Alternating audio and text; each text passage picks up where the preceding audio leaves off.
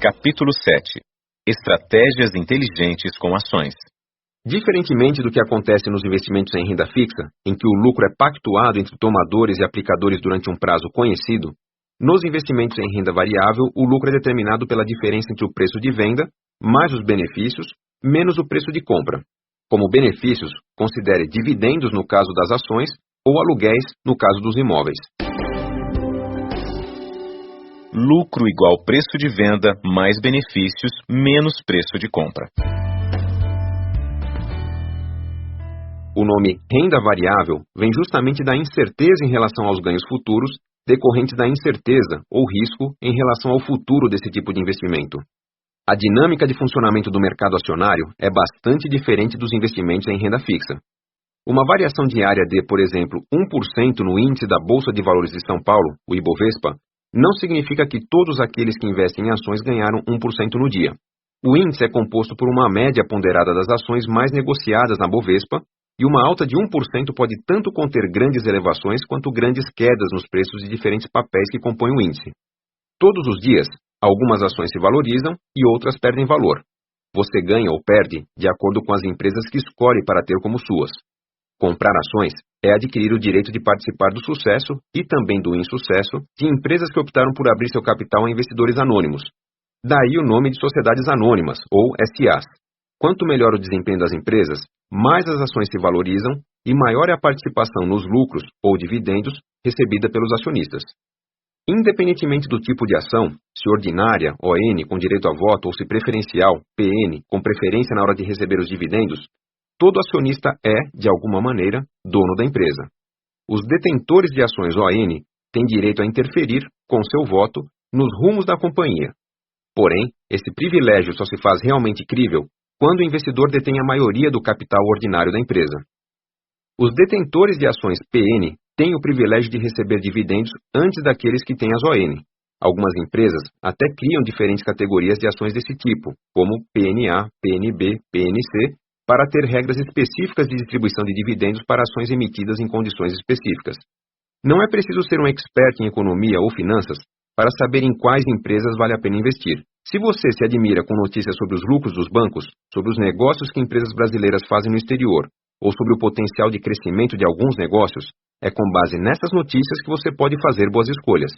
Quem pensa em começar a investir em ações, provavelmente teme não entender ou não acompanhar o ritmo do mercado de capitais, com seu nervosismo, seus altos e baixos e uma suposta urgência nas decisões.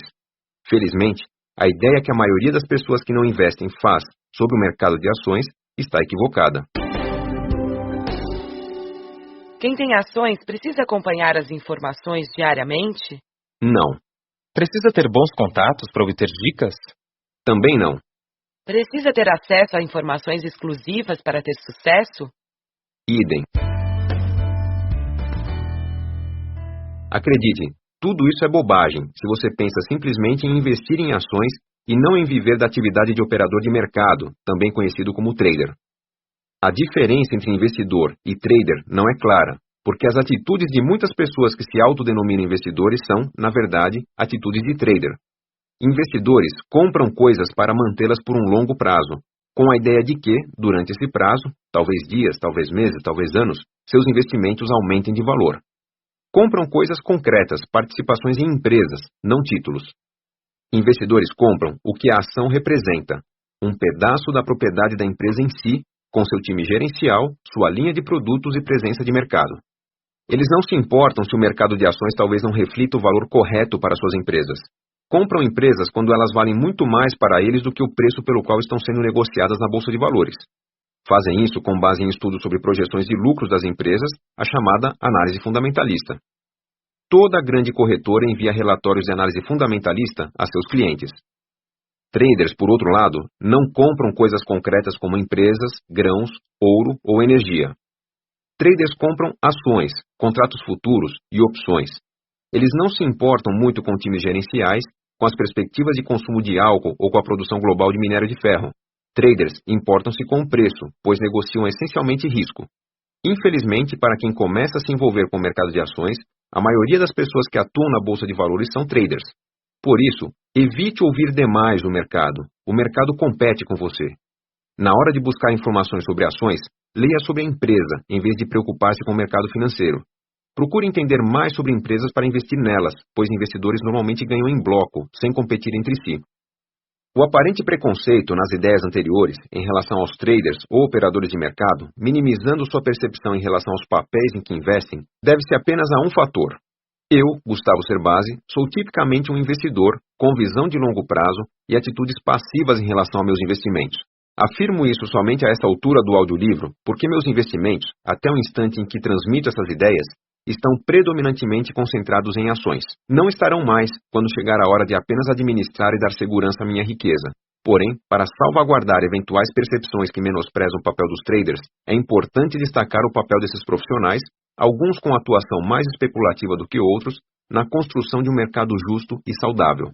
É pelo fato de existir um número gigantesco de investidores que tentam tirar seus ganhos de diversas operações diárias que o mercado tem um nível saudável de liquidez, ou seja, que você pode se desfazer de suas ações a qualquer instante, pois sempre haverá alguém ofertando um preço para ter seus papéis.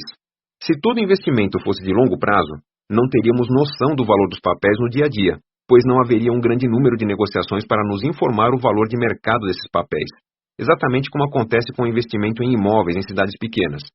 Se todos comprassem pensando em não vender, não haveria estímulo a mais pessoas entrarem no mercado, o que espantaria os compradores. Com menos compradores, os investidores de longo prazo temeriam não ter para quem vender seus investimentos quando chegasse o momento apropriado, o que os espantaria desse tipo de investimento. Ou seja, sem liquidez, não haveria mercado.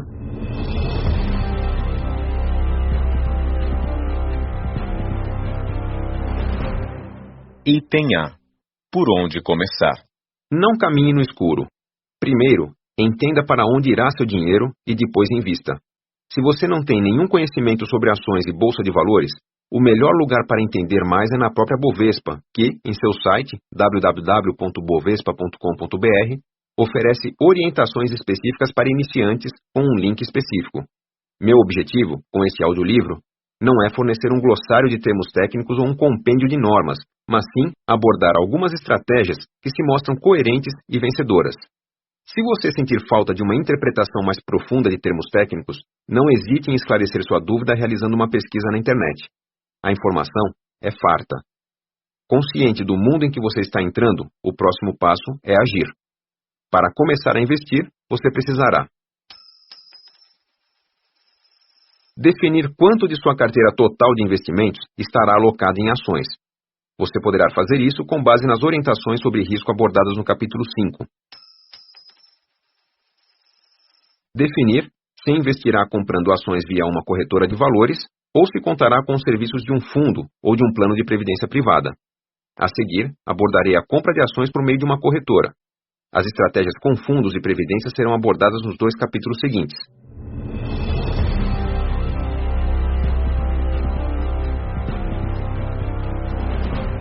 Item B.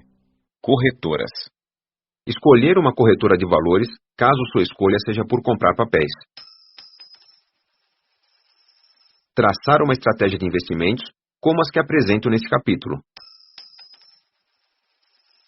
Selecionar 2 ou 3 fontes de informação para consulta periódica, para manter-se atualizado e para rever sua estratégia. Os boletins eletrônicos de corretoras de valores e de agências de notícias econômicas são suficientes. Jornais especializados, como Valor Econômico e Gazeta Mercantil, são mais do que suficientes. Independentemente de você optar pela negociação por meio de corretoras ou pelos serviços de investimento de fundos de previdência, acredito que as informações a seguir lhe serão muito úteis para administrar a parcela de renda variável de seus investimentos. As companhias corretoras de títulos e valores mobiliários, CCTVMs, ou simplesmente corretoras de valores, são as empresas autorizadas a negociar nas bolsas de valores e de mercadorias e futuros, através das quais os investidores podem comprar e vender títulos negociados nessas bolsas. A abertura de conta em uma corretora é simples e passa pelo preenchimento de cadastro e envio de informações sobre seu patrimônio, uma exigência da CVM. O lucro das corretoras vem das taxas de corretagem cobradas para cada operação de compra e venda, da mesma forma que imobiliárias ganham na negociação de imóveis, e também das taxas de custódia, um custo fixo cobrado de clientes que negociam para remunerar a emissão de relatórios e a guarda de ativos na CBLC. Normalmente, não são cobradas taxas para manter-se apenas cadastrado, sem efetuar negociações. Por isso, sugiro que você se cadastre ao menos em 2 delas, para passar a receber informação de alto nível, elaborada por profissionais que estudaram muito e ganham a vida avaliando qual é o melhor investimento para você. As corretoras sabem disso e se esforçam nessa atividade, com o intuito de convencê-lo a operar no mercado por meio delas. Não é difícil escolher a que melhor lhe atenda, quando você se propõe a conhecer em detalhes o trabalho das corretoras. Mas, cadastre-se em pelo menos 2 diferentes, pois os serviços oferecidos variam bastante entre as instituições. A relação completa das corretoras autorizadas a operar na BMF Bovespa está no site da Bolsa, assim como os links para acessar os sites de cada uma delas e conhecer melhor os serviços oferecidos. Bons investimentos começam ao escolher com carinho a corretora de valores com que você irá operar. A maioria dos iniciantes começa com a corretora do próprio banco em que tem conta. Boa escolha, mas que tende a ficar cara à medida que o volume de suas compras aumenta, pois a maioria das corretoras vinculadas a bancos trabalha com o seguinte valor de corretagem sugerido pela BMF Bovespa.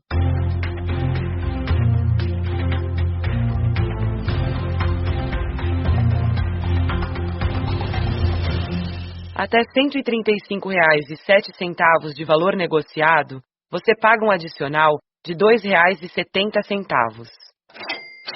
De R$ 135,08 até R$ 498, o percentual é de 2%, sem qualquer adicional. De R$ 498,63 até R$ 1.514,69, o percentual é de 1,50%, e o adicional de R$ 2,49. De R$ 1.514,70 até R$ 3.029,38, percentual de 1% e adicional de R$ 10,06. De R$ 3.029,39 em diante, 0,50% de percentual e R$ 25,21 adicionais.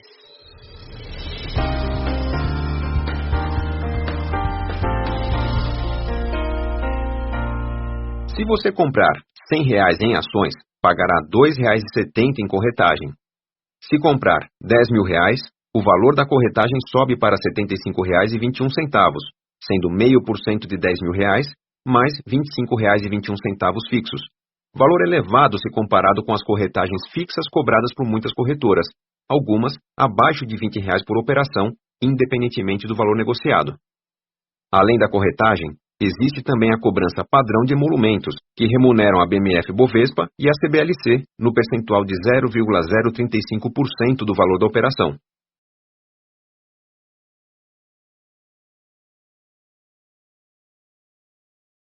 Não existe a melhor corretora do mercado. Existem qualidades que você deve pesquisar antes de começar a operar. A primeira referência é o preço. Há corretoras que cobram corretagem fixa para cada operação, independentemente de quanto se negocia. Bom para quem opera grandes volumes. E há aquelas que cobram um percentual do valor negociado, seguindo os valores citados anteriormente. No segundo caso, devemos questionar se a corretora oferece descontos para quem opera com frequência. Há aquelas que nos isentam de cobrança da taxa de custódia, com regras variando para cada instituição. O custo de operação, que tem impacto direto em sua rentabilidade, não é o único aspecto a ser analisado ao escolher uma corretora. Os seguintes aspectos devem ser levados em consideração na sua escolha. A ordem não reflete nenhum critério de relevância. Como é cobrada a corretagem de cada operação? É fixa ou segue a tabela da BMF Bovespa? A corretora oferece descontos para operadores frequentes? A corretora absorve a taxa de custódia? Qual o critério para isso? A corretora oferece diferenciação de custo de corretagem para operar no mercado fracionário? Ouça a explicação sobre mercado fracionário nesse mesmo capítulo adiante. Como as operações no fracionário envolvem pouco dinheiro, é interessante contar com descontos para reduzir o impacto em sua rentabilidade. A corretora conta com um serviço de home broker para você operar direto de casa pela internet sem a interveniência direta do corretor? Ou ela efetua negociações apenas com contato direto com o cliente por telefone? A primeira opção é mais interessante, pois você dirige seus investimentos, mas a segunda normalmente costuma incluir a recomendação do corretor e deixe os iniciantes ou menos experientes mais seguros. Quais as ferramentas do Home Broker? É possível fazer algum tipo de análise gráfica instantânea por meio dele? É possível agendar stops dinâmicos? Stops dinâmicos são ofertas automáticas de revenda de papéis caso sua cotação sofra uma queda ou alta significativa dentro de um mesmo pregão ou após atingir um pico de valorização. É possível visualizar o desempenho de minha carteira total no sistema? Quem faz a análise dos investimentos? Grandes corretoras fazem suas próprias análises, por isso cobram mais por seus serviços. As pequenas corretoras costumam comprar relatórios de outras corretoras ou de escritórios independentes. Vantagem das grandes corretoras, que podem antecipar boas dicas a seus clientes antes de divulgarem seus relatórios. Quais são os canais de dúvidas existentes? Chat, telefone, visita pessoal, fórum, e-mail? Qual a agilidade do canal? Dúvidas complexas são esclarecidas de maneira didática e completa? Por exemplo, uma dúvida sobre aluguel de ações é respondida a ponto de me motivar a adotar a estratégia? Uma boa maneira de escolher sua corretora é sentindo-se confortável com o canal de esclarecimentos. A corretora divulga regularmente sua carteira de papéis recomendados? Divulga sua opinião entre comprar, vender, manter para os papéis mais negociados do mercado? São fornecidas orientações estratégicas específicas para clientes que investem com regularidade visando o longo prazo? E para clientes conservadores? E para day traders? E para operadores de opções? É possível operar commodities através da corretora? A corretora oferece a conveniência de acessar fundos? As taxas e/ou desempenho dos fundos oferecidos são competitivos? A corretora atua em diferentes mercados como ações, opções, commodities, mercado de balcão, fundos imobiliários, tesouro direto? A corretora fomenta a criação de clubes de investimento? Me auxilia no cálculo de impostos a pagar e no preenchimento do DARF? Existem mecanismos proativos para que eu seja informado imediatamente de notícias relevantes sobre meus papéis de interesse, como telemensagem, e-mail, contato telefônico? São oferecidos cursos, presenciais ou online, para o autodesenvolvimento dos clientes? Os clientes possuem condições diferenciadas, como descontos, isenção, brindes, para assistir aos cursos oferecidos e/ou patrocinados pela corretora? Nenhum dos serviços sobre os quais comentamos agora é imprescindível para que a corretora seja considerada adequada à sua necessidade. Também não conheço nenhuma corretora que ofereça todos os aspectos positivos listados em minha relação de sugestões. Para mim, uma boa corretora deve apresentar uma avaliação positiva em pelo menos 9 ou 10 dos 16 itens listados. Para evitar práticas irregulares ou fraudes, verifique sempre se as instituições, corretora, distribuidora de valores ou banco de investimentos, são registradas na CVM, a Comissão de Valores Mobiliários, e, portanto, autorizadas pelo Banco Central. A CVM é o órgão que, no Brasil, fiscaliza o mercado de capitais. Quem mantém a custódia, ou o controle da propriedade das ações, é a CBLC, Companhia Brasileira de Liquidação e Custódia. Questões relativas ao mercado acionário e às companhias que dele fazem parte podem ser feitas à Bovespa. A conferência da posição acionária pode ser feita através do site da CBLC, através do www.cblc.com.br. Reclamações sobre quaisquer irregularidades operacionais junto à corretora devem ser encaminhadas à CVM. A maioria das dúvidas, contudo, poderá ser esclarecida pelos próprios operadores e consultores da corretora em que o investidor está cadastrado. Procure sempre um intermediário financeiro autorizado a negociar no mercado de capitais, para aumentar a segurança de seus negócios. No site da CVM, www.cvm.gov.br, na pasta Cadastro Geral, você encontra a relação das instituições financeiras autorizadas para a negociação das ações. No espaço chamado Alertas ao Mercado, está disponível uma lista de pessoas e instituições que estão impedidas de atuar no mercado de ações brasileiro, por haver evidências de que o faziam de forma irregular. Se você já lidou com corretoras e não gostou, não desista. Experimente e mude, pois mudar não custa nada.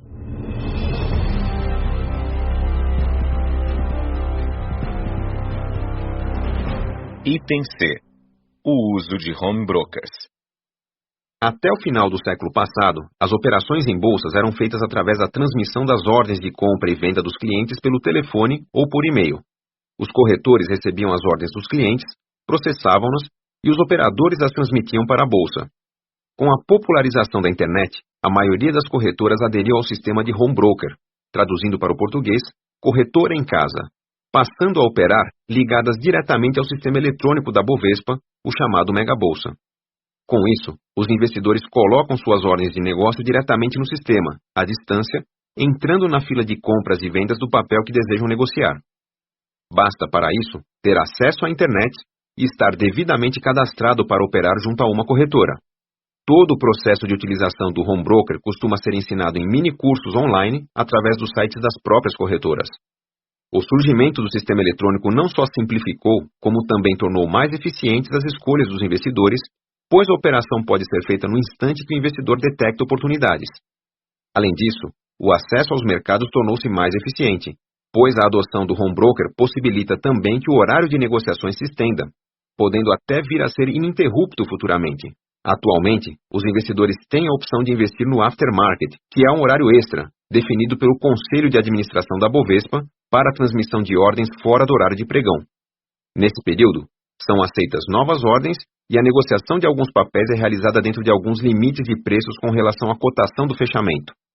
Os preços das ordens enviadas não podem exceder a variação máxima positiva ou negativa de 2% em relação ao preço de fechamento do pregão diurno. Os papéis mais líquidos têm limite de quantidade por negócio fixado como um percentual da média diária registrada nos últimos 30 pregões. Os demais papéis têm limite de quantidade por negócio fixado em 50% da média diária registrada nos últimos 30 pregões. Com a adoção do aftermarket pela Bovespa, investidores que antes não podiam operar no horário normal passaram a ter acesso ao pregão, o que contribuiu sensivelmente para o aumento do número de investidores em bolsa nos últimos anos. Além disso, o home broker permite que ordens de negociação sejam transmitidas de qualquer lugar do mundo, eliminando a barreira geográfica e difuso para os notívagos no investimento.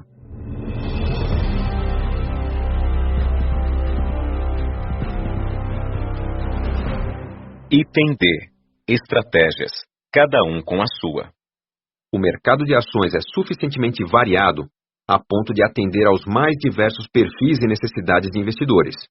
Conforme você notará após ouvir esse tópico, existem tanto maneiras arrojadas quanto maneiras conservadoras de se investir em ações, e ambas são vencedoras, quando bem administradas.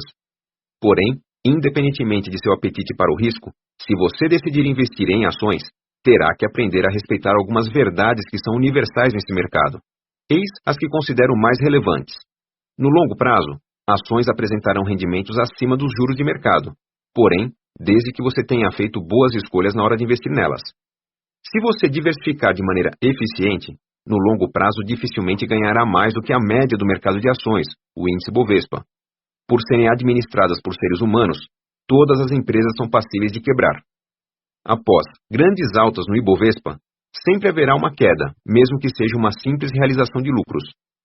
Após grandes quedas no Ibovespa, sempre haverá uma recuperação de preços, afinal o mundo não para e as empresas sobrevivem, principalmente as boas empresas. Empresas saudáveis aumentam seu faturamento, em média, entre 15% e 20% ao ano, segundo diversos estudos acadêmicos na área de contabilidade. A contabilidade explica que o faturamento vem do aumento nos investimentos feitos na própria empresa. Isso significa que, no longo prazo, a tendência é que o crescimento da empresa seja acompanhado do crescimento na rentabilidade em proporção igual ou maior que o aumento nas vendas. Ações de boas empresas rendem, portanto, entre 15% e 25% ao ano, em média. O diferencial da rentabilidade em relação ao faturamento deve-se ao efeito da alavancagem, ou participação de capital de terceiros na empresa, que faz os lucros aumentarem em proporção superior à do aumento das vendas. Para mais informações sobre análise de empresas, veja Finanças para Empreendedores e Profissionais Não Financeiros, livro de Gustavo Cerbasi e Rafael Pasquarelli Veiga, editora Saraiva. Para obter ganhos diferenciados, você precisa de informação. Com a informação em mãos, você precisa ser mais rápido do que o mercado. Quem você acha que será mais rápido? Você, com a leitura do jornal diário pela manhã, ou um investidor profissional de grande porte, com anos de estudo, experiência e 6 telas de computador acompanhando mercados e agências de notícia? Não acredite, portanto, que você será capaz de bater o mercado. satisfaça-se com a média. As verdades que acabo de citar compõem uma realidade imutável do mercado, na qual você deve acreditar quando fizer suas escolhas de longo prazo e moldar sua estratégia de maneira definitiva. É diferente de situações específicas que, se exigem adaptação de sua estratégia, é em caráter temporário, como a onda de privatizações de empresas brasileiras na década de 90, a eleição do presidente Lula, a possibilidade de elevação do risco brasileiro para grau de investimento, os ataques terroristas de 11 de setembro de 2001 e a crise dos financiamentos imobiliários norte-americanos de 2007 e 2008. Se você escolher uma estratégia e for fiel a ela, manterá o foco e colherá bons resultados no longo prazo. Se acreditar que pode mudar sua estratégia de acordo com a conveniência do momento econômico, tenderá a errar algumas vezes e acertar outras, provavelmente perdendo todo o diferencial de ganhos nas vezes em que errar. Por isso, para ter sucesso com ações, sua estratégia pessoal pode ser uma combinação de algumas das 10 estratégias seguintes, minhas favoritas, desde que seja duradoura. Primeira estratégia: diversificação mínima. Não importa qual das demais estratégias você adotará. Tenha em mente que se concentrar todo o seu capital ou a parcela de risco dele em apenas uma ou duas empresas, você estará assumindo um risco desproporcional. O motivo está no fato de as empresas serem administradas por seres humanos. Como errar é humano, quebrar uma empresa também o é. Certamente você não gostaria de ver metade de seus investimentos evaporarem da noite para o dia porque uma de suas empresas foi vítima de uma gestão fraudulenta ou de um grande atentado. Só para citar exemplos de grandes empresas, seguem algumas que evaporaram em pouco tempo diante de uma crise: Banco Econômico, Transbrasil, Enron, Parmalat, WorldCom, ING Bank, Varig e Arthur Andersen, entre outras. Por isso, minha recomendação é direta. Invista pelo menos em 5 empresas diferentes, preferencialmente de 5 setores diferentes. A razão para o número 5 não é nenhum misticismo, mas sim decorrência de uma das verdades que citei anteriormente. Digamos que, ao escolher suas 5 empresas, todas tenham boas perspectivas de crescer 25% ao ano. Imagine que você distribuirá um investimento de R$10.000 igualmente, com R$2.000 em cada empresa. Se, por qualquer motivo, uma delas quebrar, R$2.000 de seus investimentos deixarão de existir e você ficará com R$8.000. Porém, se suas empresas crescerem mesmo 25% ao ano, os R$8.000 se transformarão em R$10.000 novamente após cerca de um ano, tendo o atraso de um ano em seus planos como consequência de um fato que seria um desastre para muitos. Por isso, não só diversifique, mas balanceie bem seus recursos sem concentrar demais em uma empresa ou setor. Ao investir em setores diferentes, você diminui mais ainda seu risco, pois muitos desastres em empresas acabam por afetar todo o setor em que elas atuam. Segunda estratégia: diversificação máxima. Diversificar é preciso, mas evite dispersar demais seu capital.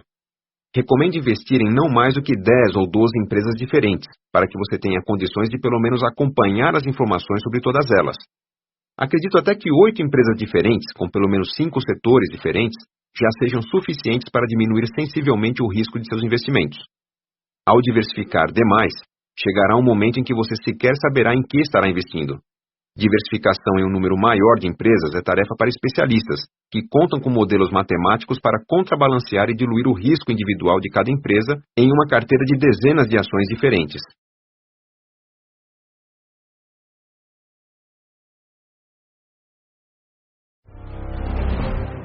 Terceira estratégia: limitando-se às fichas azuis. No mundo dos cassinos, que não tem nada a ver com o mundo dos investimentos, as fichas mais importantes e valiosas são as fichas azuis, chamadas de blue chips. Essa expressão foi trazida para o mercado de ações para definir as ações consideradas de primeira linha, aquelas de empresas mais valiosas, mais negociadas e de maior liquidez, aquelas que todos gostam de ter em suas carteiras. São também as ações mais comentadas do mercado. Aquele que investe apenas em blue chips é considerado um investidor conservador, pois as maiores empresas costumam ser também as mais previsíveis e consistentes na geração de resultados e valorização das ações. Normalmente, são empresas cuja rentabilidade média de longo prazo raramente sai daquela faixa de ganhos que citei, entre 15% e 25% ao ano. Além disso, a importância dessas empresas facilita o acompanhamento de notícias sobre elas, pois qualquer fato relevante é citado até nos telejornais. Isso faz das blue chips a categoria mais segura de ações para investimento, aquelas para quem não quer contar com grandes surpresas, tanto de ganhos quanto de perdas. Se você está se perguntando se o longo histórico de ganhos excepcionais da Petrobras e da Vale deixa de caracterizá-las como blue chips, a resposta é que não. No Brasil pujante e em crescimento do início do século, as maiores blue chips foram as empresas que mais atraíram a atenção dos investidores com seus resultados e investimentos, fazendo dessas empresas uma oportunidade incrível até então. Mas não conte com essa festa para sempre. Acredite simplesmente que do momento em que estamos, não importa qual, para frente, grandes empresas devem se comportar como grandes empresas. Quarta estratégia: focando empresas em crescimento como você. O conservadorismo e a consequente limitação de ganhos caracterizados pelo investimento em blue chips não costumam agradar aos investidores mais ativos e arrojados. Isso se deve ao fato de os números mais espetaculares de valorização nas ações serem observados entre empresas de pequeno porte que passam por grandes processos de crescimento e expansão de capital. Só em 2005, por exemplo, a companhia têxtil Ferreira Guimarães rendeu 1.691,5%, a usina Costa Pinto, 833,8%, e as lojas Renner, 654,7%. Por isso, muitos investidores vivem à caça de informações sobre oportunidades entre empresas menores, consideradas de segunda ou terceira linha por seu menor volume de negociação, chamadas também de small caps. Small caps é o termo em inglês para pequena capitalização, que se refere a empresas de pequeno porte, com valor também relativamente pequeno distribuído em ações, ou seja, pouco capitalizadas no mercado. Devido ao fato de uma empresa small cap ser pequena e geralmente jovem, é maior o risco de um negócio não vingar e suas ações perderem o valor. Mas é também devido ao fato de a empresa ser pequena que ela tem potencial para se tornar uma grande e rentável companhia, podendo tornar milionários os pequenos investidores. Devido ao maior risco desse tipo de papel, quem investe em small cap tende a diversificar mais do que quem investe em blue chips. Essa pode ser uma ótima estratégia para a parcela mais arrojada de sua carteira, ou então uma boa escolha de longo prazo para investidores mais jovens.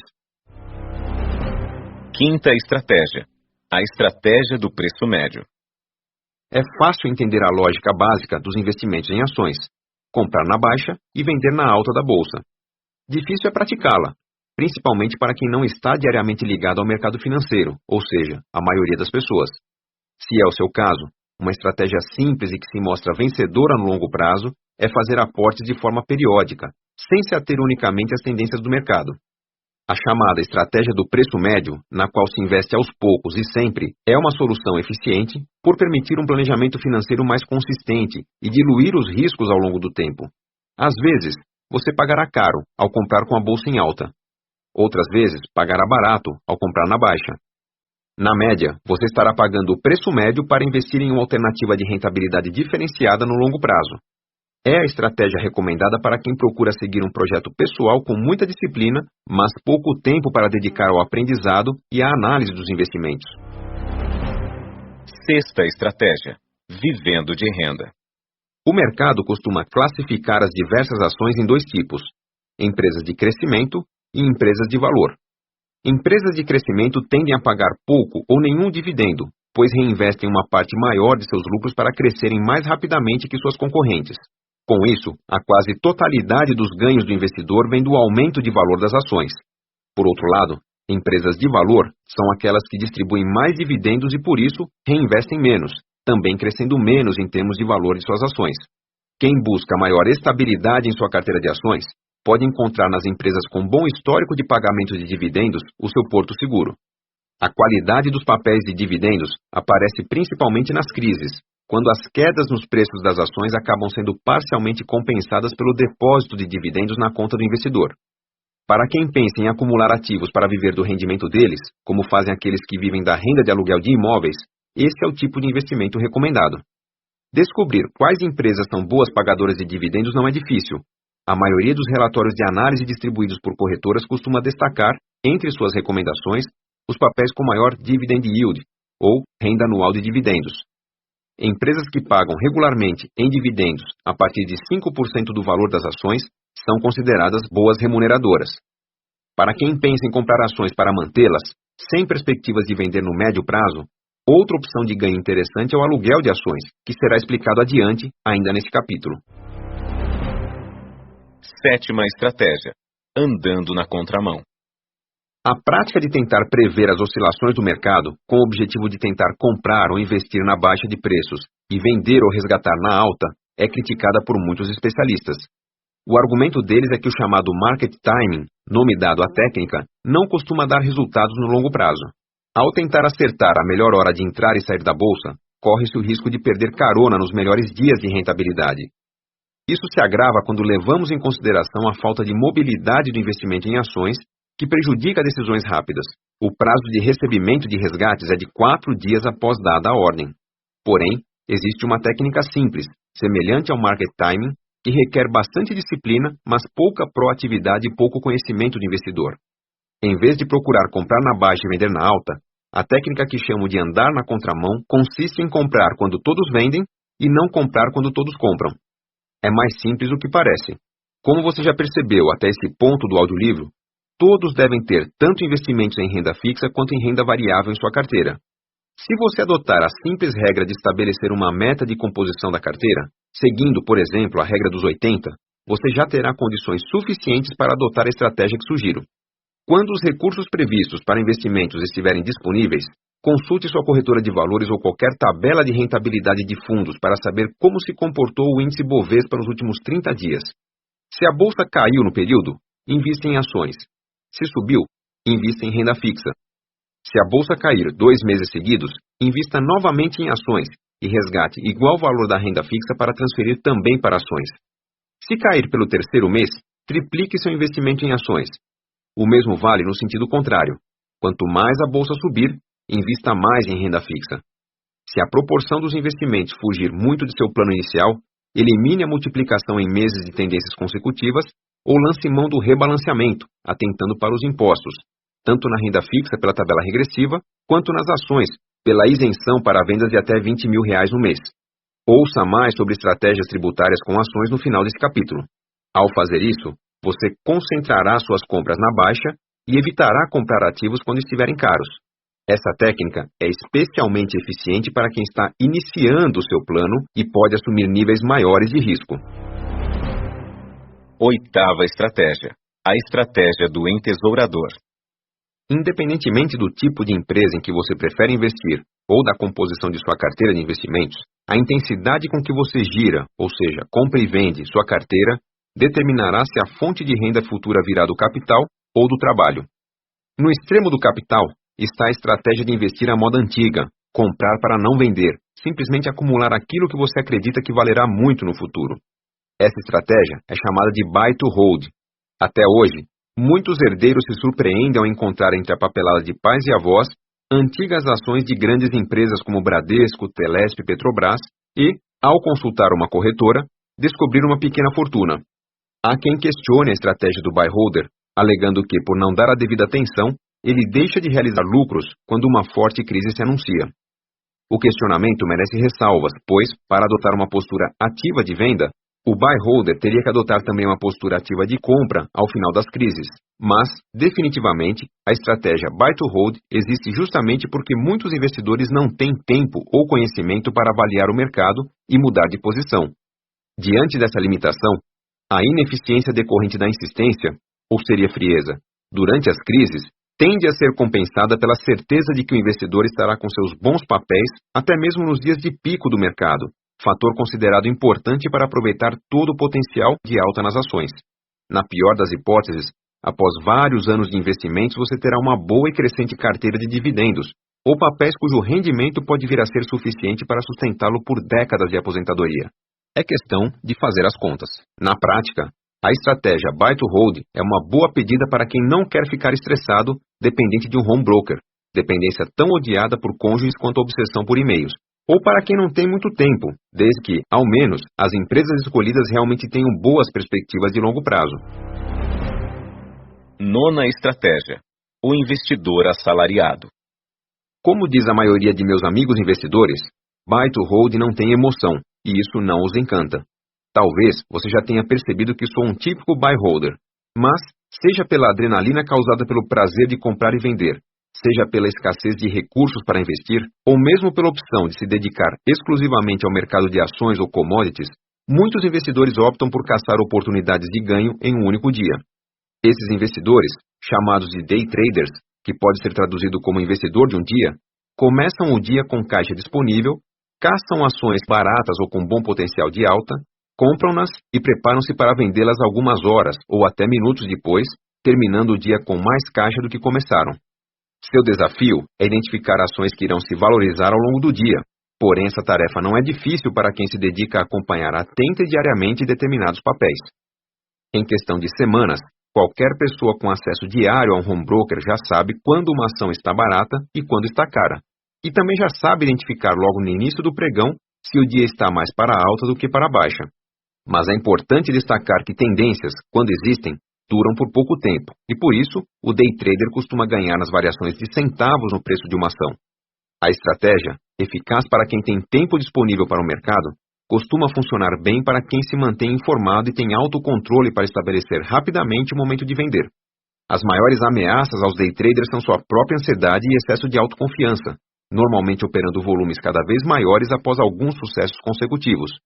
Traders mais maduros, conscientes dessa armadilha, costumam operar um volume limitado no day trade de ações e de opções, investindo os lucros de cada operação de maneira mais conservadora e segura.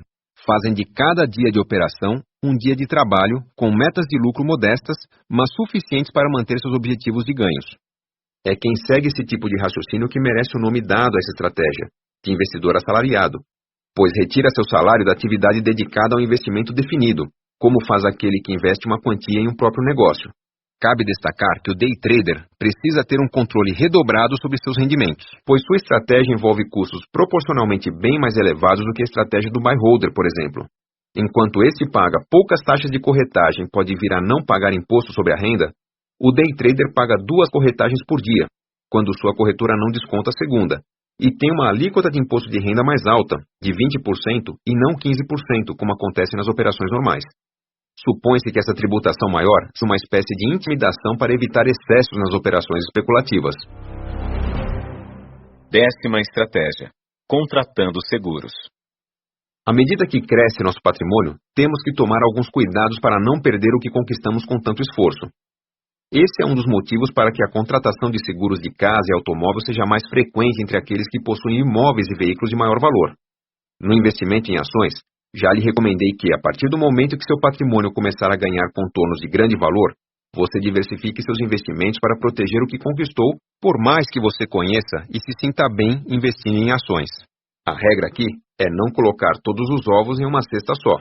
Porém, investidores mais ativos e com alguma experiência contam com uma alternativa interessante de proteção equivalente à contratação de seguros, que é o investimento nas chamadas opções de compra ou de venda de ações.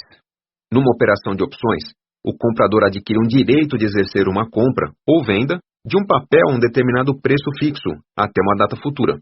O mecanismo é simples. Quem possui ações ou não pode comprar por um preço reduzido opções de vender seus papéis a um determinado preço. Quem vende essa opção ou direito é alguém que não acredita na queda dos preços e quer lucrar justamente com a venda do direito. Se o preço de sua ação estiver, no dia do vencimento da opção, acima do que ela permite lhe pagar, você não exercerá seu direito, pois pode vender suas ações por um preço melhor no mercado. Se, por outro lado, as ações estiverem valendo bem menos do que sua opção garante, você exercerá seu direito e embolsará um valor bem maior do que faria se vendesse normalmente no pregão. Na prática, você paga para limitar suas perdas e o outro investidor, mais correto seria chamá-lo de especulador, recebe para correr o risco. Neste audiolivro, optei por não aprofundar a abordagem do mercado de opções, por entender que esse não é um negócio para iniciantes e, principalmente, porque quando mal utilizadas, as opções passam a ser instrumento de pura especulação e não de investimento. Quem pensa em longo prazo, investe seus recursos em ações compradas no mercado à vista e utiliza opções para apenas proteger-se de crises intensas. Caso você tenha interesse em aprender mais sobre operações com opções, a sugestão é consultar livros específicos sobre o tema, pois o assunto é bastante abrangente e jamais operar sem antes frequentar um curso sobre o assunto.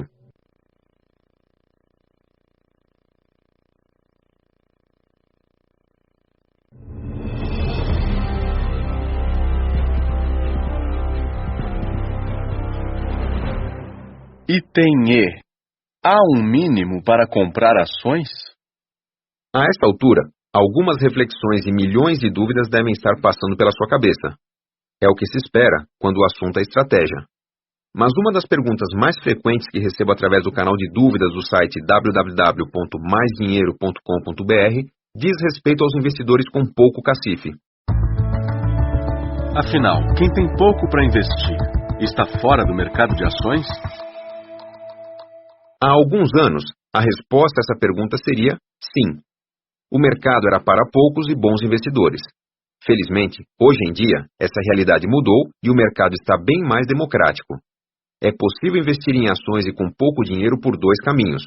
Por meio de fundos de ações populares, já que muitos bancos permitem o acesso a fundos de ações para quem tem meros R$100, ou através da compra de pequenas quantidades de ações no chamado mercado fracionário da BMF-Bovespa. Geralmente, as ações são negociadas em lotes, que são agrupamentos de ações com o objetivo de tornar seu preço ao mesmo tempo significativo e convidativo. Não existe um valor mínimo para operar no pregão eletrônico via home broker, mas uma operação de valor muito baixo, embora possível, pode não ser interessante devido ao grande peso que teria a taxa de corretagem sobre o valor total da transação. Por isso, apesar de existirem ações com preços na casa dos centavos, normalmente a negociação é feita em lotes de 100 ou 1.000 ações. Da mesma forma, quando um lote de ações se valoriza muito, ele é quebrado em 2 ou mais lotes, sofre um split, como diz o mercado, para que o elevado preço não comprometa a negociabilidade do papel. Quanto mais caro, menos compradores interessados existirão. Assim, você encontrará, nas chamadas janelas de negociação do pregão à vista de seu home broker, também conhecidas como livros de ofertas, ofertas de compra e venda em múltiplos do lote padrão da ação. Se determinada empresa é negociada em um lote de 100 ações, você encontrará oferta de 100, 200, 300 ações, sempre em números redondos. Teoricamente, quem tem pouco dinheiro para investir, dificilmente conseguirá comprar no pregão à vista uma quantidade de ações que aproveite todo o caixa disponível. Por exemplo, se você tem R$200 e a ação que você quer comprar custa R$101 o lote, você conseguirá comprar apenas um lote e ficará com R$99 sobrando.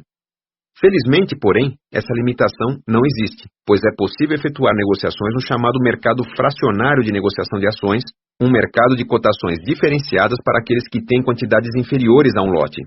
Normalmente, todo o sistema de home broker provê o acesso a esse pregão de maneira discreta, automaticamente ou simplesmente acrescentando uma letra F após o código da ação que você quer negociar.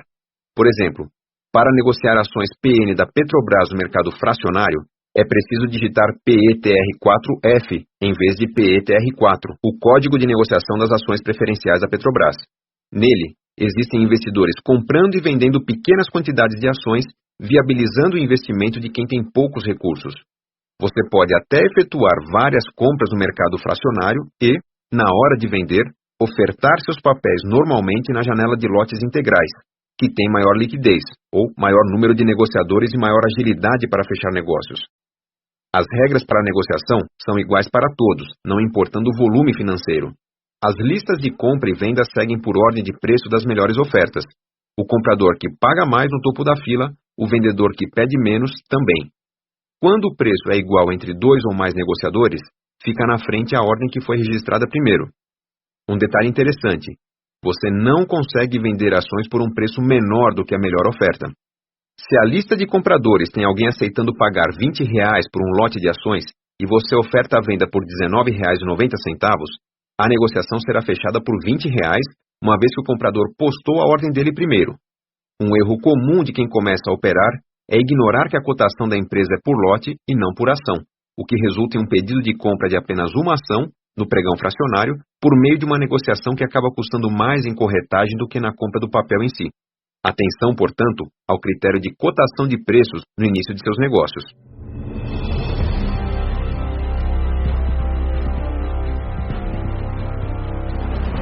Item F. Analisar é preciso. Você sabe por que os preços das ações sobem e descem? O principal motivo está na mudança dos interesses dos investidores, principalmente dos grandes investidores. Quando muitos investidores querem vender, poucos querem comprar. Para conseguir vender, os que têm papéis precisam abaixar os preços a fim de convencer os que não querem comprar nos preços atuais. Quanto maior o volume a ser colocado à venda, maior terá que ser a liquidação para convencer mais investidores. Quando muitos querem comprar, acontece o efeito inverso. Na falta de interessados para vender, os que não têm fazem ofertas cada vez maiores para convencer os que têm papéis em mãos. Parece simples, mas o humor dos investidores muda justamente em função do bombardeio cotidiano de notícias sobre as empresas e economia. Você sabe por que os preços das ações sobem e descem? Se você quer investir em ações, é preciso ter algum apetite por notícias econômicas e empresariais. É importante conhecer as empresas em que você investe, saber onde encontrar informações detalhadas sobre elas, ter orgulho de ser dono de um grande negócio. Se você é dono de uma parte do capital de uma empresa, deveria ao menos ler o relatório anual da administração dela, para conhecer em detalhes o que ela faz, os planos dos gestores para o futuro e a situação da empresa no mercado em que ela atua. Mais ainda, como dono de uma empresa, seria muito saudável que você, ao receber uma carta de convocação para assembleias gerais de acionistas, aceitasse o convite e fosse conhecer um pouco mais dos planos da empresa e das críticas dos acionistas às escolhas dos gestores. Aliás, a visita a uma assembleia geral é algo tão interessante e construtivo que eu acredito que um acionista somente passa a se sentir realmente dono da empresa depois de participar de uma delas. É importante que você se mantenha a par do que acontece de relevante nas empresas em que você confia seus investimentos. Se você soubesse avaliar detalhadamente uma empresa, investir em ações seria tarefa bem mais simples. Mas, não se iluda, avaliar uma empresa não é simples. Que o digam os profissionais que são contratados para comandar grandes empresas, solucionando todos os dias problemas de recursos humanos, de marketing, fiscais, burocráticos, de qualidade, de insatisfação de clientes e cobranças de sócios, entre outros. Direcionar uma empresa para o caminho do lucro é uma tarefa árdua, esforço de muitas pessoas e, mesmo que muitas pessoas se esforcem, é impossível antecipar se uma empresa dará ou não os resultados esperados para os próximos 2 anos. Se fosse simples, o salário de presidente de empresas não seria tão elevado. Se fosse simples, menos empresas quebrariam e menos investidores perderiam dinheiro. É justamente a dificuldade, a complexidade e a dúvida que fazem do investimento em ações de empresas um negócio de risco. Se analisar uma empresa é difícil, o que será daquele que precisa analisar se continua ou não confiando em uma carteira de 10 ou 12 empresas? É por esse motivo que, diante da grande dificuldade em conhecer os detalhes da saúde financeira e das perspectivas das empresas, você deve confiar em análises feitas por profissionais. Quanto maior for sua capacidade de análise, mais você aproveitará dos relatórios feitos por milhares de especialistas com anos de estudos e experiência, bons contatos no mercado, relacionamento direto com pessoas de dentro das empresas e um único objetivo: fornecer sugestões de investimentos consistentes. Das diversas possíveis técnicas para avaliar empresas e suas ações, destacam-se entre as preferências dos investidores as chamadas análise fundamentalista e análise técnica ou grafista. De tão diferentes que são entre si, chegam a provocar longas e acaloradas discussões entre investidores que defendem as vantagens de cada uma. Mas, como você perceberá a seguir, ambas podem e devem conviver no dia a dia do investidor, pois se prestam a diferentes tipos de decisão. Análise fundamentalista. A análise fundamentalista reúne uma série de técnicas como análise de balanços, análise setorial, análise econômica, estudo da gestão da empresa e tendências de consumo, a partir das quais são traçadas projeções de resultados e determinados os preços justos para as ações das empresas. Muitos analistas fundamentalistas chegam a ter canais diretos de informação com as empresas que analisam, para obter a mais fidedigna das informações. O processo de análise geralmente se inicia com projeções econômicas. Depois, é feita uma análise de como o setor do qual a empresa faz parte se insere na economia, e então como a empresa se insere no setor em termos de competitividade, diferenciais e obstáculos a superar. O próximo passo é analisar os fundamentos próprios da empresa, incluindo a consistência no planejamento, a qualidade de gestão, as estratégias para captar recursos, seus diferenciais em termos de investimento de capital, a agregação de valor aos produtos e serviços e a estrutura de custos. Dessa análise, é feita a projeção dos lucros da empresa. Com o fluxo da geração de lucros projetado para os próximos meses, o analista utiliza diversas técnicas para precificar a ação. Se, com diferentes técnicas, os resultados obtidos não são muito discrepantes, o analista tem em mãos uma boa projeção do valor a que a ação da empresa pode chegar nos próximos meses, também chamado de upside no preço. A análise fundamentalista é bastante complexa, Porém, algumas de suas ferramentas são simples o suficiente para serem entendidas e utilizadas até pelos investidores com pouquíssima experiência. Entre as ferramentas subjetivas, a dica é atentar para todo tipo de notícia que, no âmbito dos negócios, aparente ser muito positiva para a empresa.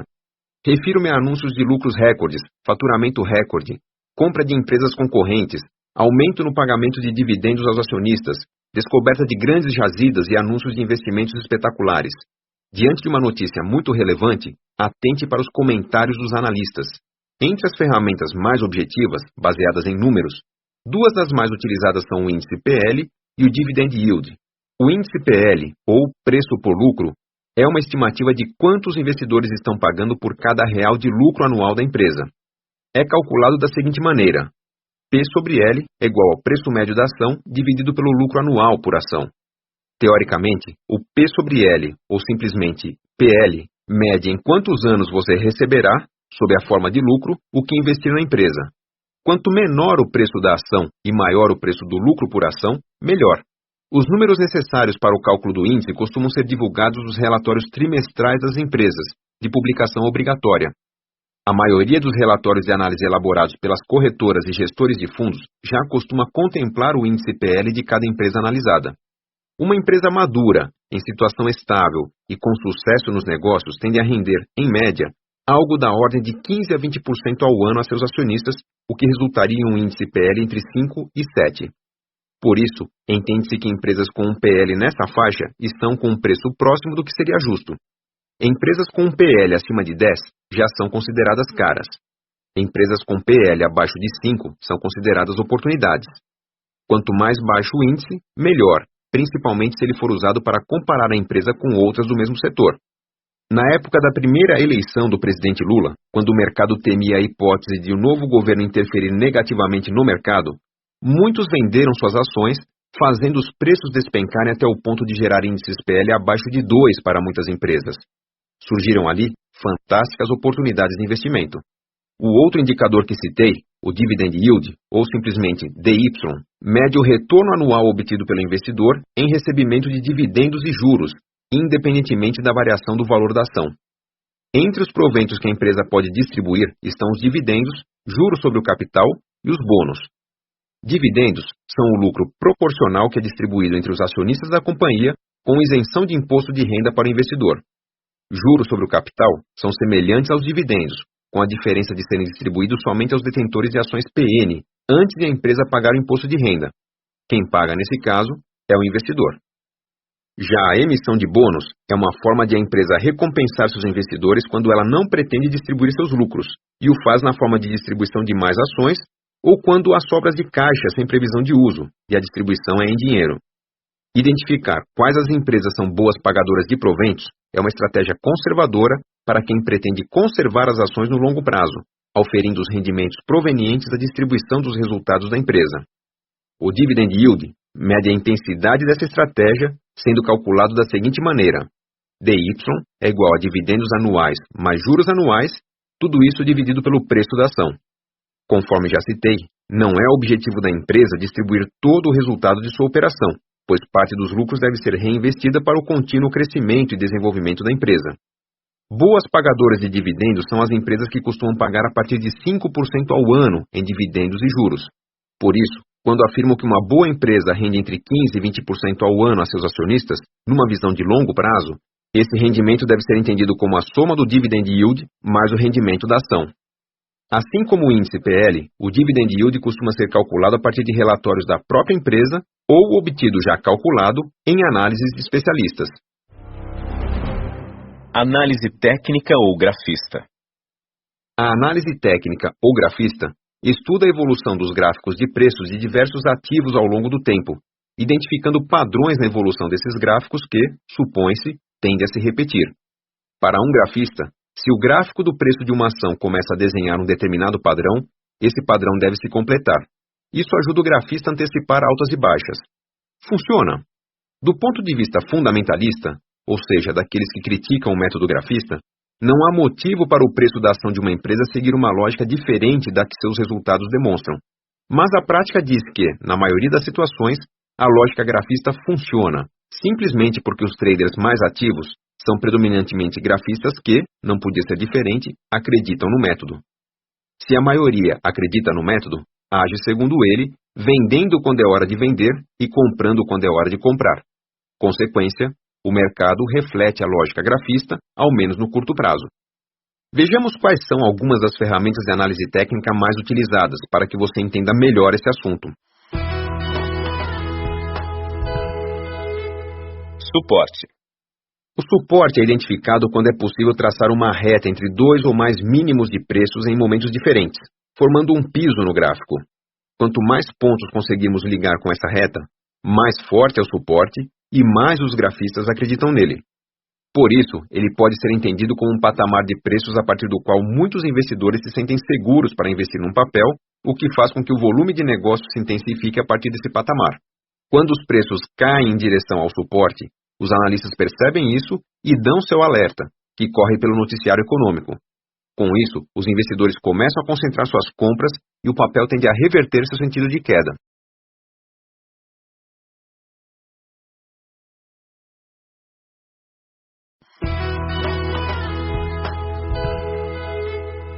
Resistência. A resistência é identificada quando traçamos uma reta entre dois ou mais máximos de preços em momentos diferentes, formando um teto ou limite de preços momentâneo no gráfico. Quanto mais pontos puderem ser ligados com essa reta, mais forte e consistente será a resistência. Similar à interpretação feita para a reta de suporte, quando o preço de um ativo chega próximo à continuação de uma resistência, os investidores começam a se sentir inseguros e começam a vender seus papéis. Com isso, a profecia tende a se concretizar, com o mercado trazendo os preços para baixo. Tendência. A tendência é percebida a partir da inclinação das retas de suporte e resistência, quando estas se sustentam por algum tempo.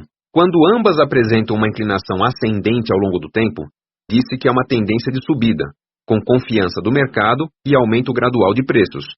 Quando ambas apresentam uma inclinação descendente ao longo do tempo, diz-se que é uma tendência de descida com um clima de incerteza e declínio gradual nos preços. A divergência entre as retas, quando, ao longo do tempo, elas se afastam, indica maior incerteza quanto ao preço justo para as empresas. Enquanto os preços continuam oscilando entre um suporte e uma resistência de longo prazo, com os investidores reagindo a essas retas como a análise técnica supõe que devam reagir, diz-se que a tendência está mantida e, por isso, os investidores mantêm-se mais confiantes em suas escolhas, mesmo que a tendência seja de queda. Quando a cotação de um papel rompe um suporte ou uma resistência, a tendência é perdida e, a princípio, não se sabe mais onde os preços podem chegar. Nessas situações, até mesmo os grafistas recorrem aos fundamentos para avaliar a saúde da empresa, do setor em que ela atua e da economia para tirar suas conclusões. Em geral, o rompimento de uma tendência cria uma típica situação de incerteza, terreno fértil para a multiplicação de boatos, pois o consenso grafista deixa de existir. IFR. O índice de força relativa, ou IFR, é um indicador usado com frequência na análise gráfica para estimar se um ativo está em um período de predominância de compras ou de vendas. Seu cálculo baseia-se na média das cotações de alta do papel versus as de baixa nos últimos pregões, comparado ao preço atual. Um IFR baixo indica que é um bom momento para comprar o papel, enquanto um índice alto indica bom momento para vender. Costuma-se calcular o IFR com base em diferentes históricos, comparando o pregão atual aos últimos 10 pregões, um mês ou um trimestre. Normalmente, o gráfico do IFR acompanha o das cotações impresso abaixo desse, indicando o período a que se refere. Um gráfico do IFR 30, por exemplo, baseia-se nas cotações dos últimos 30 dias. Quanto mais longo o período, maior é a certeza da tendência. Os relatórios de análise técnica não são encontrados com a mesma abundância que os relatórios fundamentalistas, uma vez que a análise técnica se propõe a decisões de mais curto prazo. Os interessados nesse tipo de análise normalmente recorrem a fóruns de discussão e chats na internet, fartamente encontrados nos sites de corretoras de valores e páginas independentes dos analistas. À primeira vista, a linguagem repleta de jargões utilizada pelos participantes inibe a entrada de novatos. É uma simples questão de tempo e envolvimento para conhecer, entrosar-se e desfrutar das dicas de momento contidas nesse tipo de canal virtual.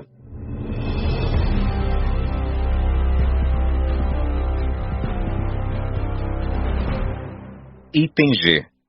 Afinal, qual análise é melhor? fundamentalista ou técnica? Praia ou montanha, doce ou salgado, Rio ou São Paulo, morar no Brasil ou no exterior. Há muitas situações em que a melhor escolha é poder contar com ambas. Na análise de investimentos em ações, não é diferente. Tanto entre investidores quanto entre analistas profissionais, as pessoas sempre terão uma queda maior por uma ou outra técnica. Como não podia deixar de ser, ambas as técnicas possuem seus prós e contras para qualquer tipo de investidor. A análise fundamentalista exige o conhecimento de um volume colossal de informações, nem sempre acessível de maneira uniforme por todos os analistas, o que pode gerar divergências entre recomendações de diferentes profissionais. A análise técnica, por utilizar elementos lógicos como base de seus estudos, tende a encontrar maior consenso entre seus analistas. A análise técnica tende a imbuir seus seguidores de certo espírito de adivinhação, procurando antever as cotações.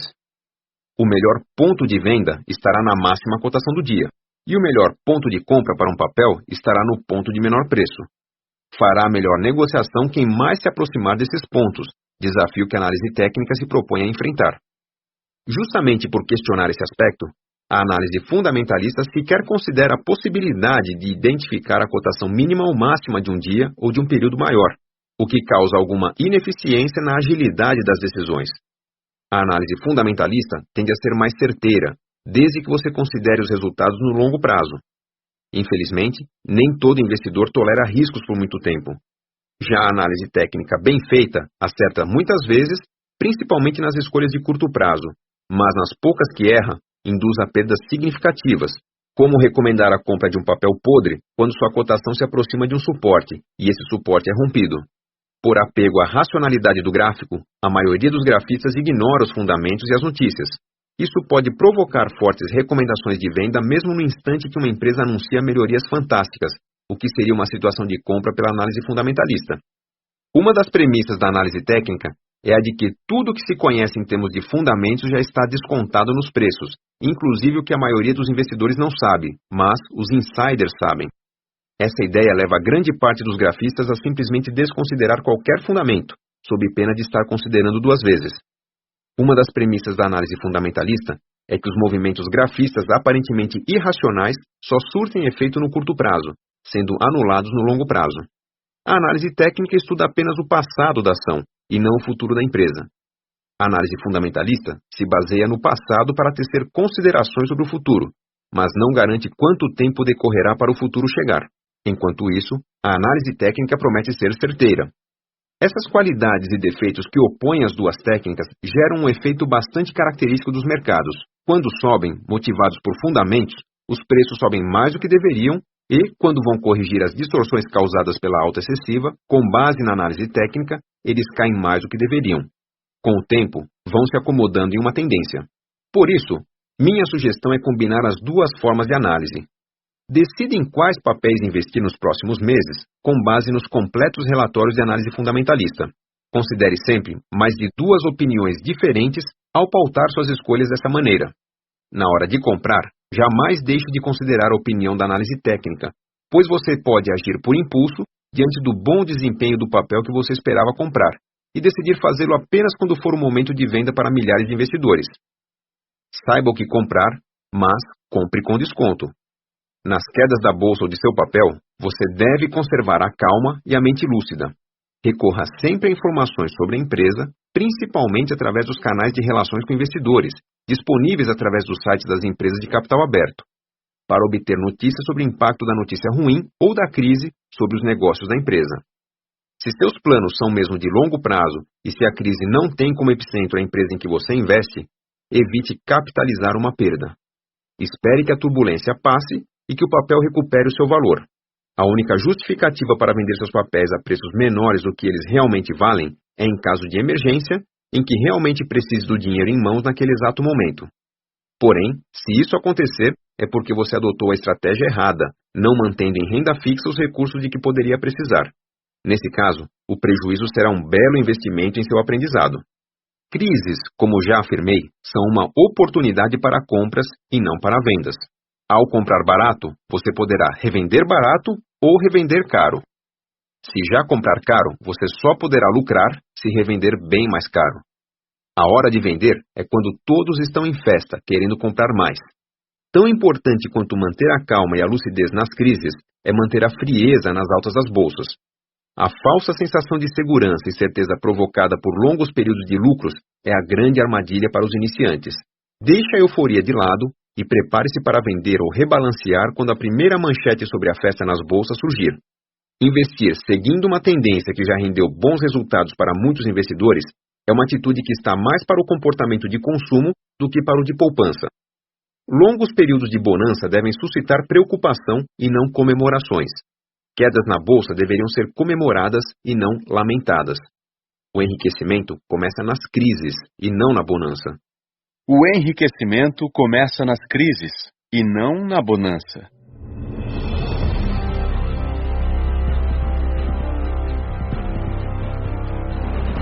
Item H. Aluguel de ações. Quando tratei de estratégias nesse mesmo capítulo, uma das citadas foi a estratégia de viver de renda. Para quem pretende manter a estratégia buy to hold, sem planos de vender suas ações, uma recomendação para vitaminar os ganhos de sua carteira é oferecer suas ações para aluguel. O aluguel de ações é o nome popular da prática conhecida tecnicamente como empréstimo de ativos, atividade extremamente segura para quem detém os papéis. A operação é relativamente simples.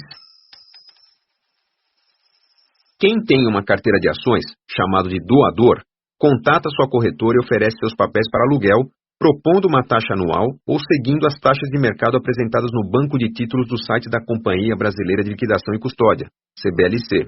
O site é www.cblc.com.br. No momento em que oferta seus papéis, o investidor deve informar se permitirá a liquidação antecipada, chamado contrato flexível, ou se só aceitará alugar seus títulos pelo prazo padrão de 30 dias. Os contratos flexíveis são de mais fácil negociação, pois dão maior segurança ao tomador ou inquilino. Uma vez alugado seu papel, ele não ficará mais à sua disposição para revenda, até que o tomador liquide o contrato. Isso assusta os doadores de primeira viagem, pois os papéis desaparecem de sua carteira na corretora. Para confirmar que eles continuam seus, é preciso acessar sua conta na CBLC com o login passado por sua corretora. Os direitos do doador, dividendos, juros sobre o capital, bonificações e subscrições, continuam preservados, com exceção do direito a voto em assembleia nas ações ON. O tomador, ao alugar, assume a obrigação de pagar a taxa de empréstimo, devolver os títulos no encerramento do contrato, pagar ao doador todos os direitos que obteve enquanto estava de posse do título e depositar garantias que cubram o risco do empréstimo. Ao alugar, o tomador adquire o direito de votar em assembleia, nas ações ON, e negociar o título durante o prazo do contrato. A negociação é feita por meio de corretoras, com contratos normatizados e regulamentados pela CBLC. O mercado de aluguel de ações é tipicamente um mercado de balcão, sem cotações online, como feito em bolsas de valores e/ou mercadorias. As informações sobre taxas anuais negociadas nos contratos de cada tipo de ação são disponibilizadas no site da CBLC, que também oferece um manual com orientações sobre as formas de cálculo dos rendimentos dos contratos e sobre a tributação. Qual a lógica dessa operação? O aluguel de ações é interessante tanto para doadores quanto para tomadores. Quem doa recebe rendimentos extras por um papel que já é seu e que naturalmente já lhe renderia dividendos e aumento de valor. O tomador tem como vantagem a possibilidade de negociar o papel sem ter que comprá-lo. Por exemplo, no instante do aluguel, ele toma um título que vale R$50 a uma taxa de 6% ao ano, algo da ordem de 0,5% ao mês. Imediatamente, ele vende esse título e embolsa R$50. Antes do vencimento do contrato, em 30 dias, ele deverá recomprar o título por um valor inferior a R$50 menos os custos, incluindo taxa e proventos distribuídos no período. Digamos que ele compre a R$45 após uma queda de 10% sobre os R$50 iniciais. O diferencial de R$5 deve ser maior do que a taxa paga mais os proventos, ficando a diferença para o tomador. Não há taxas de corretagem para a negociação de aluguel de ações, mas sim uma margem negociável da corretora, que costuma variar entre 0,25% e 1,5% ao ano. O único custo fixo da operação é a cobrança de 0,25% ao ano pela CBLC. Para o doador, a tributação segue a regra da renda fixa, com alíquota de 22,5% sobre os ganhos, por se tratar de um contrato de renda conhecida por prazo inferior a 6 meses. Para o tomador, a tributação é típica da renda variável, com alíquota de 15% sobre o lucro. Na operação de aluguel, o especulador é o tomador, que acredita na queda do valor do papel, provavelmente com base em um critério grafista. Se o papel não cair, ele arca com prejuízo. Parece insano, mas o que está por trás dessa estratégia é a possibilidade de ganhar proporcionalmente muito em relação ao pouco investido. Apenas o depósito de garantias, como uma carteira de ações ou títulos públicos, que ele fica proibido de negociar até a conclusão do contrato. Uma típica escolha de traders bastante ativos. Fica evidente que o aluguel é mais interessante ao tomador quanto maior é a possibilidade de desvalorização de um papel. Por isso, as taxas mais altas são pagas para papéis mais especulativos. Há casos em que as taxas ultrapassam 20% ao ano. Papéis de empresas que pagam bons dividendos, mas defensivos em situações de queda na bolsa, rendem pouco em termos de aluguel. As taxas chegam a ser inferiores a 1% ao ano. Porém, se você está certo de que não venderá seus papéis, por que abrir mão de uma rendinha extra, por menor que ela seja?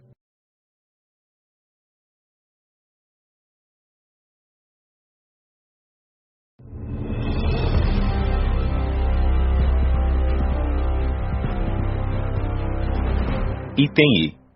IPOs. Oportunidades ou ameaças ao seu patrimônio? Os IPOs, ou Initial Public Offerings, termo em inglês para ofertas públicas iniciais de ações, ou simplesmente ofertas públicas, são as negociações de ações através das quais os recursos dos investidores são captados diretamente para o caixa das empresas. Diferem das negociações em bolsa, em que os recursos de um investidor vão para os bolsos de outro investidor. É através dos IPOs que as empresas captam o capital necessário para viabilizar novos projetos ou grandes investimentos na expansão de suas atividades. A vantagem está no fato de os recursos serem levantados de forma barata, pois, diferentemente da emissão de debêntures, a empresa passa a ter parceiros que aceitam compartilhar seu risco e não credores. A partir de 2004, os IPOs se popularizaram no Brasil com um grande número de lançamentos de ações bem-sucedidos, como Natura, Gafisa, Redcard e Bovespa Holding, que inspiraram muitas pessoas que nunca haviam antes investido em ações a começar por essa modalidade.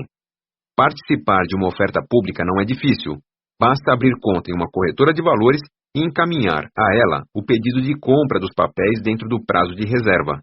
Essa facilidade abre as portas para a oportunidade de começar a comprar papéis por meio de um procedimento mais simples ainda, através do home broker da corretora. Porém, o fato de o processo ser simples não significa que está livre de riscos. Quem percebeu isso foram os investidores que, no embalo dos IPOs de 2004 e 2005, muito bem sucedidos e com rentabilidades elevadas em mais de 90% dos casos, decidiram se aventurar e quebraram a cara com as operações fracassadas em 2006. O motivo das altas espetaculares está no grande interesse de investidores estrangeiros, que adquirem grandes quantidades dos papéis recém-lançados, fazendo com que muitos investidores não consigam comprar todos os papéis que gostariam antes do lançamento. Quem fica de fora tenta fazer suas aplicações no dia da estreia no pregão, catapultando o preço para cima. O risco assumido ao investir em uma oferta pública primária, aquela em que a empresa estreia na bolsa, é sensivelmente superior ao de investir em papéis que já são previamente listados na Bovespa. Como o investimento em ações de qualquer empresa, seria fundamental que o investidor analisasse cuidadosamente os projetos da companhia, seus riscos setoriais, a política de governança corporativa, históricos de sucesso e insucesso e os efeitos desses fatores no desempenho de suas ações. Uma empresa estreante, porém, não possui histórico a oferecer, uma vez que ela está saindo da obscuridade das empresas de capital fechado. Para piorar, consultores e analistas ficam proibidos de emitir opinião sobre a empresa a partir do dia que ela registra oficialmente o pedido de lançamento até um mês depois da estreia. É como atirar no escuro. Mesmo quando a empresa adota medidas para tornar públicas suas informações, permitindo que o mercado faça análises positivas sobre o negócio, existe a possibilidade de o IPO ser um fracasso em termos de rentabilidade se o preço pedido pela empresa para suas ações for muito elevado.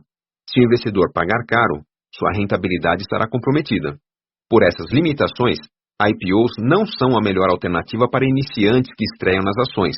Podem ser ótimos negócios para investidores mais experientes e conhecedores das empresas ou, no máximo, representar uma pequena parcela de especulação, algo entre 10% e 20%, na carteira de iniciantes.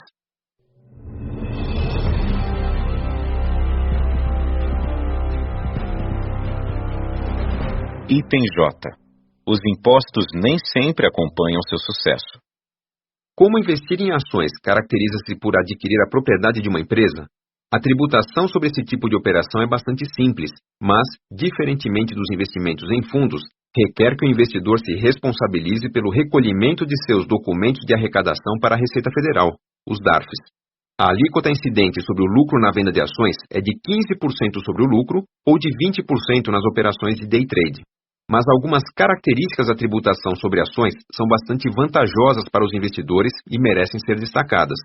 Os seguidores da estratégia Buy to Hold declaram suas ações apenas pelo valor de aquisição na declaração de ajuste anual do imposto de renda. Todo o ganho obtido será tributado apenas na venda, o que deixa de onerar o investidor de longo prazo.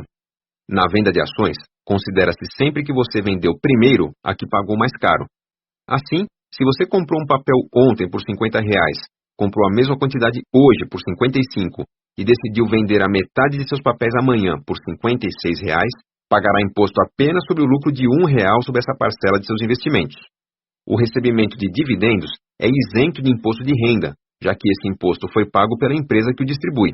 O lucro sobre a venda de ações é isento de imposto de renda se o valor das ações vendidas pelo investidor pessoa física não ultrapassar R$20 mil em um mesmo mês.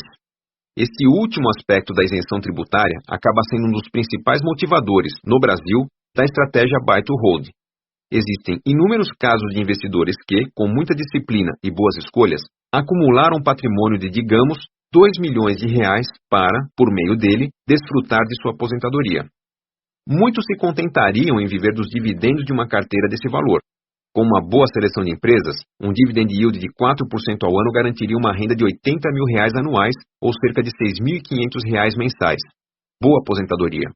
Porém, se o mesmo investidor decidisse vender mensalmente cerca de 1% de sua carteira de ações, ou R$20 mil, estaria totalmente isento de tributação sobre a renda do patrimônio que conquistou ao longo da vida. E, se você pensa que, ao vender as ações, um investidor esgotaria sua carteira em cerca de 100 meses, está enganado. Com boas empresas na mão, não é uma estimativa muito arrojada considerar que essa carteira possa crescer cerca de 1% ao mês. Assim, a renda obtida com a venda dos papéis viria do crescimento do valor da carteira, e não do esgotamento dela. A quantidade de ações diminuiria, ao menos até acontecer algum desmembramento ou split do papel, mas o valor unitário aumentaria com o passar do tempo, fazendo o investidor vender uma quantidade cada vez menor de seus papéis a cada mês. Boa segurança para quem pensa em se aposentar com uma renda de R$20 mil mensais. E, se esse valor é muita areia para seu caminhãozinho, a regra é exatamente a mesma para valores abaixo desse patamar. Vale lembrar que a maioria das corretoras não costuma enviar relatórios com os cálculos dos impostos. Ou seja, sua estratégia tributária depende essencialmente de sua organização pessoal das informações de compra e de venda de seus papéis, contando com a orientação dos canais de dúvidas das corretoras. Por esse motivo, é interessante que ao menos sua primeira declaração de ajuste anual de imposto de renda, incluindo lucro com ações, seja feita com o auxílio da orientação de um contador, para evitar equívocos ao longo de vários anos e possíveis sanções contra a falta de recolhimento ou contra a declaração imprecisa.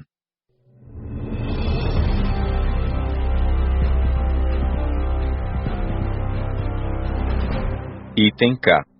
Como montar sua carteira milionária.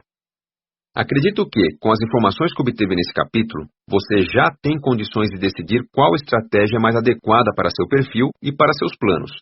Mas alguns pontos não podem ser esquecidos se você realmente quer ter uma carteira segura, e existem outros que eu acrescento como uma contribuição de minha experiência pessoal nesse tipo de investimento. Prefiro investir devagar e sempre, em vez de fazer grandes movimentações de dinheiro entre suas ações. Grandes compras são bom negócio somente quando há certeza de que os papéis estão baratos, com baixo índice PL.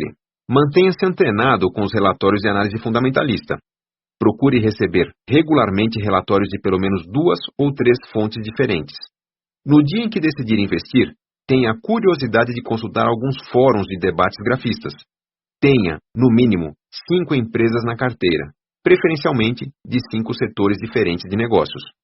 Lembre-se de que nem sempre os preços das ações refletem o real valor de uma empresa. Afinal, movimentos especulativos podem causar fortes e irreais elevações e quedas nos preços. Atente para os preços projetados em mais de um relatório de análise.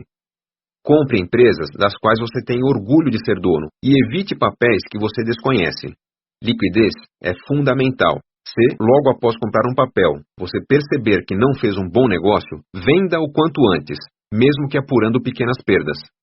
Estabeleça regras antes de investir, preferencialmente por escrito, e seja fiel a elas. Não deixe suas decisões mudarem com o humor do mercado. Rebalanceie sua carteira ao menos uma vez por ano. Que tal na época de seu aniversário, para não coincidir com a data em que muitos fazem isso, como na semana antes do Natal? Acompanhe as carteiras de grandes fundos, consultando os prospectos das instituições que os vendem. Os fundos mais procurados costumam ter as estratégias mais convincentes. Você encontra a lista dos fundos e do tamanho de seus patrimônios nos principais jornais de economia. Explore ao máximo sua corretora de valores. Poucos serviços têm uma relação custo-benefício tão interessante, com uma infinidade de orientações, cartilhas e dados oferecidos em troca de um custo de custódia simbólico ou até nulo. Dê mais atenção à sua vida pessoal do que a seus investimentos. Se o contrário estiver acontecendo, é claro o sinal de que você precisa retomar o equilíbrio, pois não está investindo de maneira eficiente.